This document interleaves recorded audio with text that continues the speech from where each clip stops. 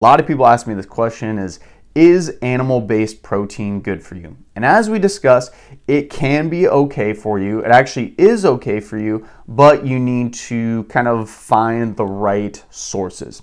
So the bottom line is it's perfectly okay to consume, but there might be some issues with high consumption of certain types of animal protein, specifically ones that are really high in saturated fat, ones that are really high in calorie, and stuff that might be even processed. So the first thing that comes to mind is bacon.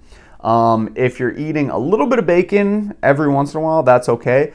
But if you're consistently eating bacon, it's very, very processed, which can increase the chances of developing certain cancers down the road. It's very high in calorie, which can lead to overall gaining weight, which has a lot of health concerns such as diabetes, high blood pressure, potentially heart disease is another one.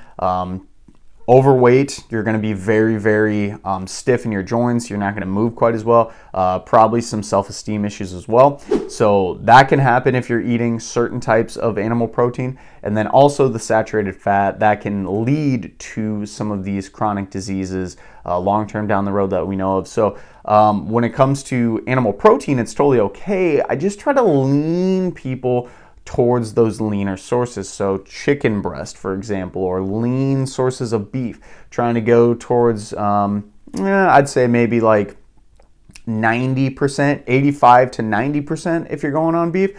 Because just know that even though it's cheaper, it might be cheaper to get, say, 70% ground beef, you're actually going to be paying more down the road in all the medical costs from overeating on saturated fat, plus the fact it's very high in calories. So leaning towards those leaner sources are going to be a better option for you. Also, if you are somebody who's consuming dairy for your protein sources, so milk actually has a pretty good amount of protein, cheese does too.